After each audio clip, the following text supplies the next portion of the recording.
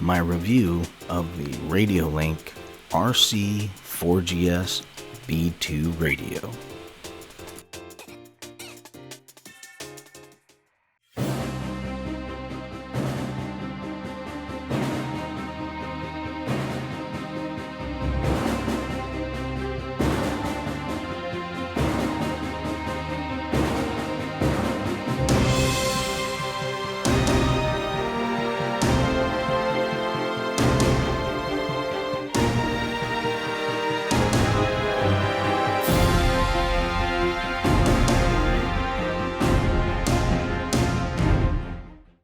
Hey everybody, Rich from Sticky's RC, bringing you a review video of the Radiolink RC4GS V2.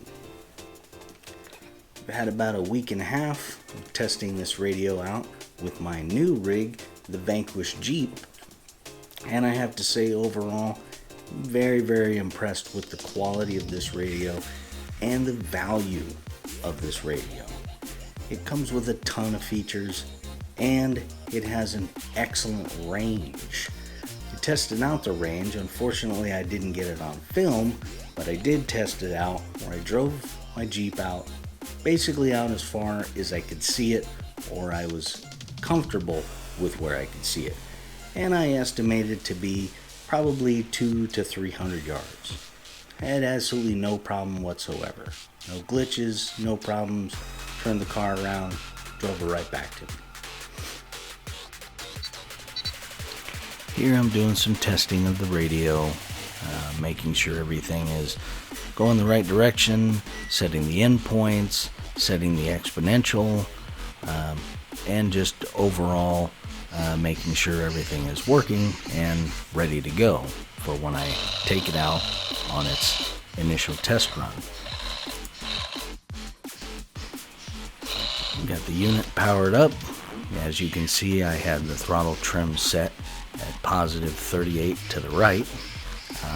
Also taking a look at the steering latency, scrolling through, checking the menu for the EPA setup, and there you can see I have my endpoint set up for the steering to the left and to the right so that I'm not overworking the steering servo.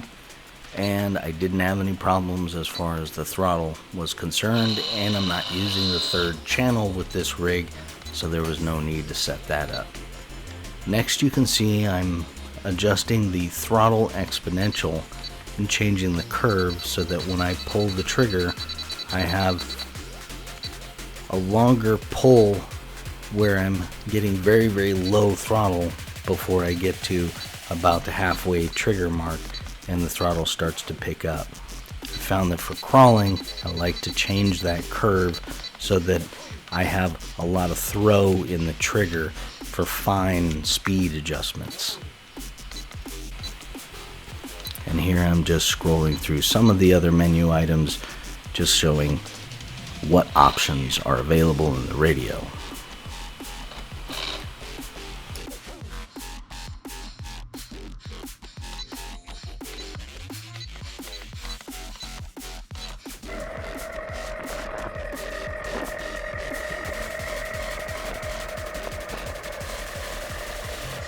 Once I had the rig out on the trail and had some time to check out the radio, I noticed that there is no latency issues whatsoever. Every action that you perform on the radio is instantly transmitted to the vehicle, so no issues there. Also noticed that while I was out that the grip is quite nice and the radio is comfortable to hold and carry around, and that is something when you're crawling or trailing as you're out for generally hours. It's important to have a good, comfortable grip on your radio.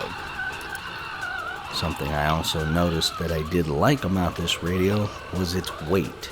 It is quite light, and when you're out crawling and trailing for several hours, carrying around a heavy radio can be kind of cumbersome. So having a nice lightweight radio works out pretty well. Having that neck strap loop on there is also quite helpful when you want to let the controller hang from your neck and give your hand a rest. So, my final thoughts on the Radiolink RC4GS V2 radio. I have to say that I'm pretty impressed with this radio. In general, it's a great value. It has a good feel to it, has a great range to it, and the menu and programming is really simple and straightforward. The instruction manual is very clear, easily explains to you how to make all of the adjustments and set up everything that you need. If you're in the market and looking for a new transmitter and you want to get the best bang you can get for your buck, I would definitely suggest taking a look at the Radiolink RC4GS V2 and take a look at some of their other surface radios as well, like their 6-channel version of this radio. Thank you all very much for watching, and be safe out there, everyone.